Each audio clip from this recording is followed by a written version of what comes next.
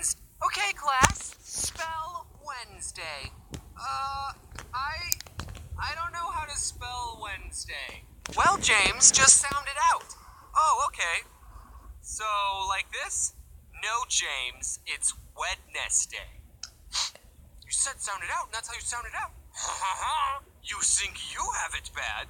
Do is spelled with an X.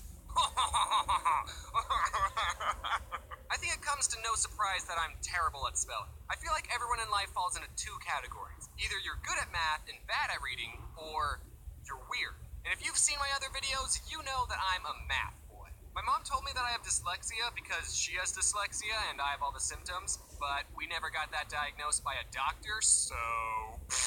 You can't make me take my meds, Mom. A lot of times what I do to cover up the fact that I spell lower than a first grade level is I will purposely misspell words to the point where it's obviously a joke. You thought I was doing that to be funny, but it's actually because I have zero self-confidence in my spelling and I don't want anyone to point out my mistakes. I mentioned this in a different video, but in elementary school I was put into an honors program and everyone had to take spelling tests a grade ahead of their level. And by everyone, I mean everyone except me, because I failed every single spelling test. So I had to take spelling tests that were on level.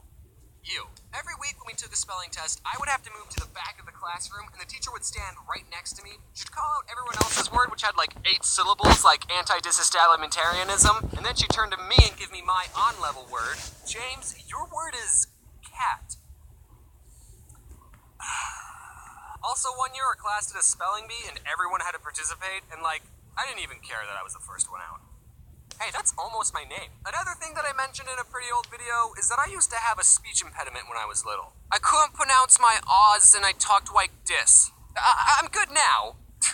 Obviously. So every other day during school, I had to go to a speech therapy class, and one day the teacher who taught me how to pronounce my O's, I'll call her Mrs. Kool-Aid, gave me this sheet of paper with a bunch of raindrops on it, and she said, for every raindrop on this page, say the word raindrop. But then she just left the room, and I said, well, I'm not gonna do this. I didn't say raindrop a single time, because, like, no one was even there. No one would have seen me not saying raindrop. So why would I do something that I didn't want to do? But then, the funny part is, when she came back, she asked, are you finished saying your raindrops? No. Well, how many did you say? I didn't say any.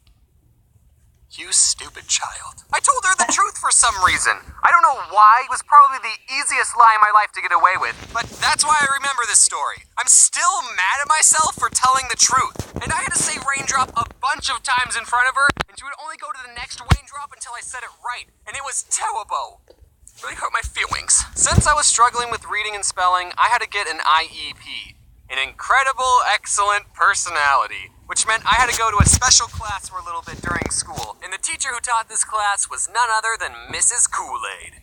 Oh yeah.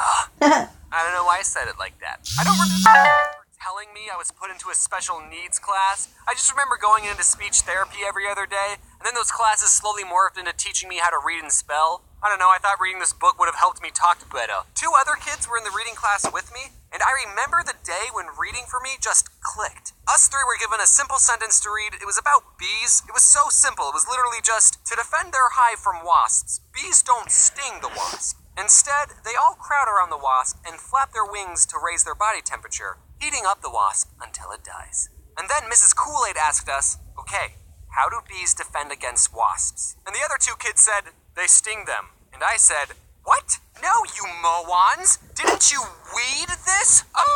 The words on this paper have meaning when placed in a certain order convey information. Also, I never want to get hugged by a bee. So I was in these classes all the way until the 6th grade. I was getting better at reading. It still wasn't great, but I was getting better at it. And one day, Mrs. Kool-Aid said, you know, James, you should try competing in the Battle of the Books. Battle of the Books? Battle of the Books? Battle of the Books! Finally, reading sounds fun! At my school, Battle of the Books was this competition where students were given a list of 4 books to read within a time limit of like 2 months. I don't remember how long it was. And after however many months it was, the contestants would sit in an auditorium and take turns answering questions about the books. And whoever got the most questions right would get a pizza party. That's where the battle part comes in. We'd kill each other for pizza. And then there were 2 more rounds, each with 4 more books, so there was a total of 12 books you had to read. And we were allowed to be with a partner, so my partner was TJ. Hey TJ, do you remember Battle of the Books? Yeah man, it was great. Now you're probably thinking that 4 books in 2 months isn't that hard, especially since they're kids' books. But as someone who didn't read any books on my own outside of school, it was a challenge. But I discovered a way to cheat the system.